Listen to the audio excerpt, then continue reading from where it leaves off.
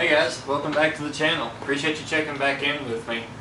So, as you know, earlier this week I posted a video about having a leak on my front fork seal. Well, it's been an interesting week, and I won't say that it's fixed, but the bike's back together and I can ride it again. Okay, so you might be asking yourself, why does this video look different than the other videos? Well, I decided to pull out my DSLR camera and take some video with it, just to see quality difference. Is it better than my phone or the GoPro? I know that it's not going to be as easy editing this video as it would be as my cell phone, because frankly all you do with that is you take your video, drop it into iMovie, add some music, throw a picture in, and straight up to YouTube it goes. I mean, it doesn't get much quicker than that. But with that in mind, I'd like to try using this camera as well as maybe getting a different GoPro, just so that I can put out a better quality video on YouTube. Okay, back to the topic of the leaking fork seal. So, as y'all know, that was a problem for me earlier this week. Well, I had to get my bike fixed, you know. I like to ride and I don't like being without my motorcycles. I'm sure most of you are the same way. So anyway, my buddy Brain and I, which he's on the last video and he's got a YouTube channel as well that you can check out. We were talking and we decided that we were going to go to our local Harley Davidson dealership there in Little Rock, Arkansas. It's Rock City Harley Davidson, and we were just going to buy the parts and fix the bike ourselves. So one afternoon he and I go down to Rock City and I pick up 2 seals and a bottle of fork oil for my bike. So we come back and worked on his bike that evening that I made that last video, and had planned on working on my bike and replacing the seals. Well, little did I know, it wasn't as simple as just taking the bike apart, swapping out a few parts and putting it back together. I got on YouTube and searched how to replace the seals, and people were taking scrap pipe and trying to beat this little seal back into where it goes, and I thought, you know, I'm still making payments on this bike. I really don't want to do that. I might as well take it to somebody. So what I decided to do was to contact a local repair shop in the central Arkansas area and see what they would charge me to replace that seal. Well, I did, and I got a price from them. So I talked to Brain and I said, okay Brain, you know, this is what this repair shop wants. It's a lot of money, but I think it's better than us, you know, trying to hammer in a seal. So he said, well, wait a minute before you make an appointment with them down there. He goes, why don't you call Harley Davidson of Jonesboro and just see what they would charge you to fix your bike. I thought, well, okay, you know, I'll give them a call. So I gave him a call, and wouldn't you know, the Harley dealer was actually cheaper than just a repair shop there in central Arkansas. This is where the story gets interesting. So, I'm going to say 3 days ago, I called Harley Davidson of Jonesboro and scheduled an appointment. I told them what was going on with my bike, what parts I needed, because I knew that they wouldn't take the parts that I bought from Rock City and install them because of liability reasons, and I can understand that from their point of view. So anyway, they say they have the parts that I need, and that I'm going to bring the bike to them on Friday, which was yesterday. Okay, so Friday gets here, and I know that it's about an hour-and-a-half ride to Jonesboro. So I get ready, take my bike up there in the afternoon. They told me that the job would only take about an hour to replace the one seal, which was the left side that was leaking. Sounds easy enough to me, so I head off and head up that way. So, like I said, the story getting interesting. This is kind of where it takes its turn. So I arrive at Harley Davidson of Jonesboro and I walk into the service department. I'm greeted by a young clerk there, and he asked me, you know, what he could help me with. So I told him who I was and that I brought my bike to have the fork seal replaced. He says, okay, great, what year's your bike? I tell him the information. He goes to type on his computer and then tells me, oh, hang on just a minute, let me make sure that they didn't sell the parts that we need. So I kind of thought, well, surely not. If, you know, somebody makes an appointment and they're going to bring their bike in for service, they would keep some parts around.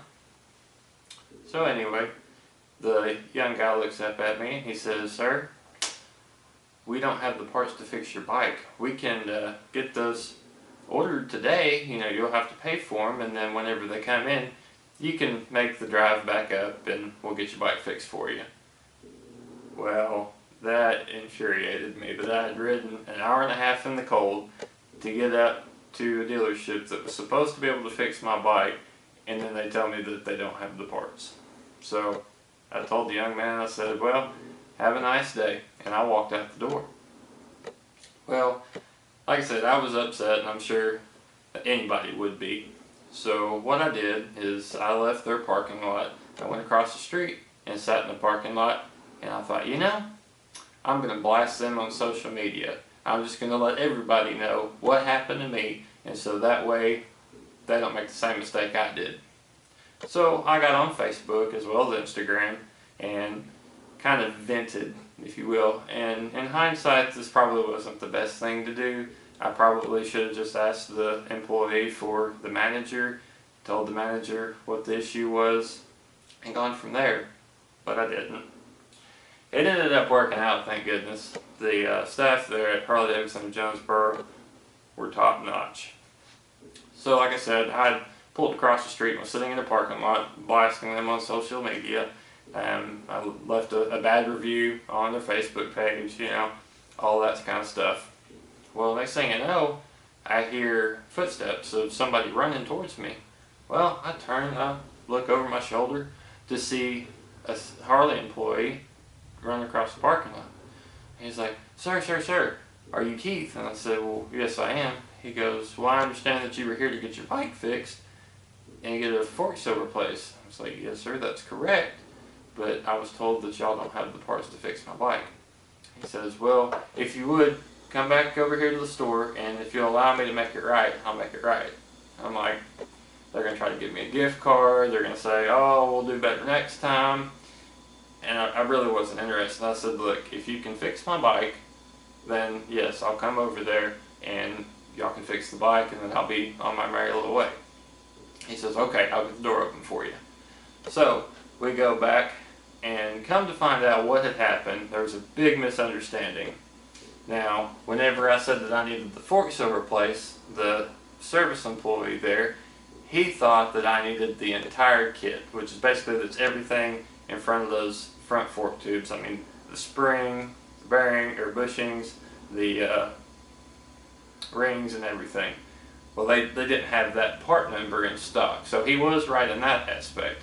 But what he didn't know was that the store actually keeps just those fork seals because they tend to leak, and 9 times out of 10, that's the only part that needs to be replaced on them. So, like I said, it was a misunderstanding, and they were able to get the bike fixed.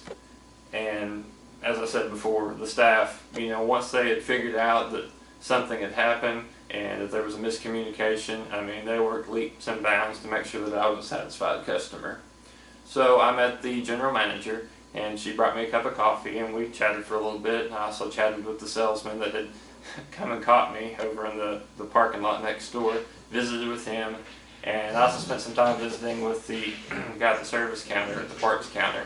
And it was a complete different experience than when I first walked in, and my impressions of the dealership changed tenfold. So after they took my bike back and I talked to a couple of the employees, I decided just to walk around the dealership and see what all they had. I'll throw in some video right here, that way you can see.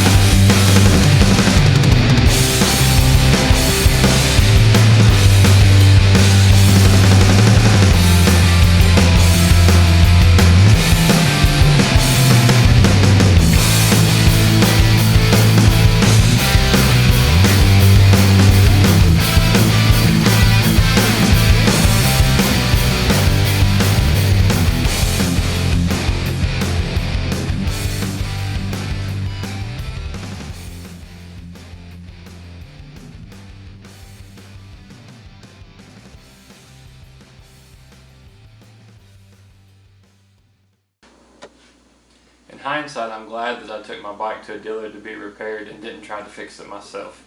Because little did I know, whoever owned the bike before I did, which I bought it from a Harley Davidson dealer, but they must have not have caught it.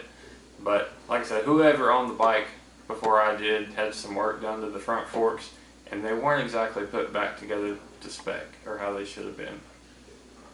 While I was walking around the store, I looked at the new FXDR, and as well as some of the new 2019 touring model bikes. The salesman approached me and said, "Hey, come here, I want to show you this fork tube." So he shows me the fork tube, and we're standing there looking at it, and you can see that it's, you know, scuffed and has abrasions and wear marks all on the outside of it. He said, "That's not normal," which understandably so. He also told me two other things about the front forks on my bike. The person who worked on it before didn't put Harley fork oil back in the front of the bike. What they ended up doing was possibly just using whatever gear oil they had laying around, which I don't know what Harley fluid smells, fork fluid smells like, but what I was smelling in my garage where it had leaked was definitely gear oil. The way it stinks, you know it's gear oil. So that, and they also learned that they had filled the bottom of the fork tube with red Loctite. And so that there was a good possibility that had I tried to take that all apart at my buddy's shop, we wouldn't have been able to get it apart. So, with knowing all of that, here in the near future, more than likely what I'm going to have to do is buy 2 brand new fork tubes and replace the front of the bike. So, whenever I do that, I'm probably going to look at upgrading the springs and the suspension in the front of the bike to maybe like a Legend suspension or a Fox suspension. The bike may not be fixed to 100% or to, you know, factory standards, but it is back together with a new seal and it's not currently leaking. So I'm going to ride it. If it decides that it wants to start leaking again, then basically I know what I've got to do, and it's time to buy some new parts. If you like this video, give it a thumbs up. If you haven't already, click the subscribe. Make sure you hit the bell notification so that you know when I upload my next video. And upcoming videos, with it getting cooler outside, I'm probably not going to have a lot of these charity rides and longer rides to do. So I plan on getting out in the parking lot and practicing the basics. And I'll bring you guys along to talk about proper braking and head and eye placement and just general motorcycle riding skills. Y'all have a great day. We'll see you in the next video.